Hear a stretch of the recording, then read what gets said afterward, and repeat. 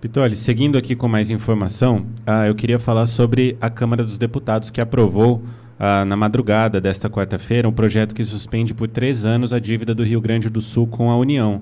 Na noite de terça-feira, os deputados aprovaram o texto base do projeto. Em seguida, analisaram os chamados destaques, ou seja, sugestões de alteração no texto. Nenhum dos 4 destaques apresentados foi aprovado.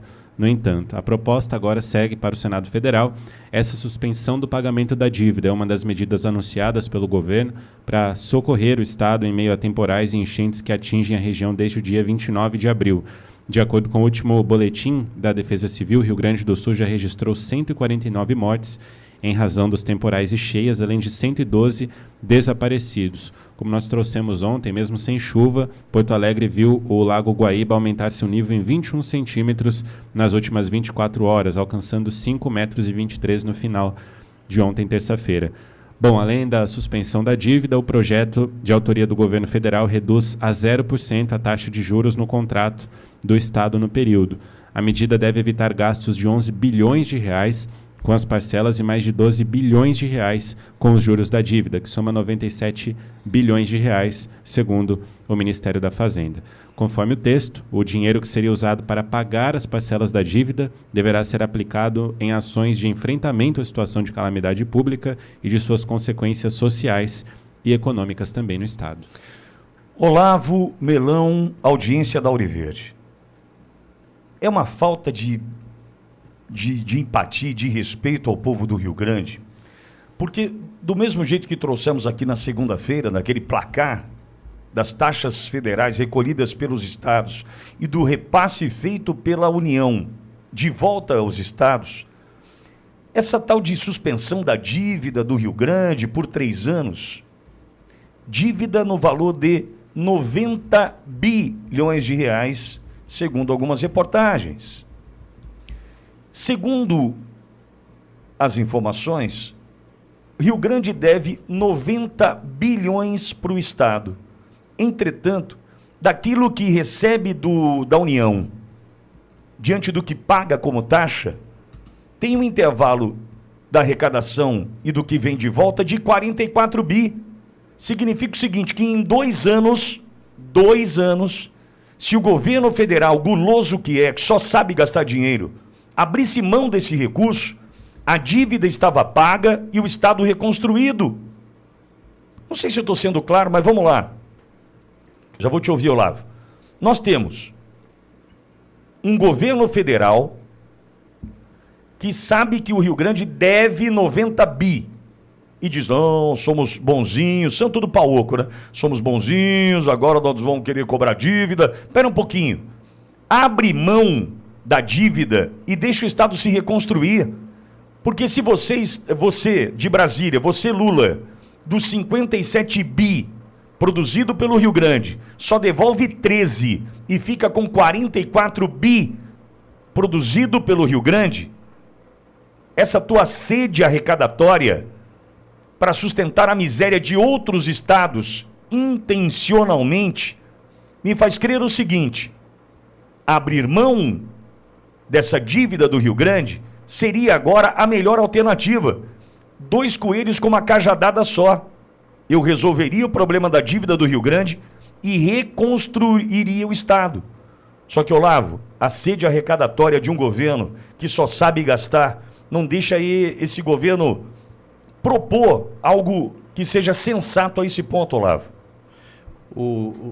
É importante lembrar o aspecto histórico. O Rio Grande do Sul passou por um problema gigante o ano passado, está passando por um problema maior ainda agora. A reconstrução do Rio Grande do Sul é um grande desafio. Não é só enviando um valor, por exemplo, emergencial agora, e ao meu ver pequeno, como será anunciado hoje à tarde, só lembrando que durante a pandemia, esse auxílio que o governo quer mandar beneficiou 269,3 milhões de pessoas. O auxílio que o Lula quer mandar agora beneficia só 100 mil, né?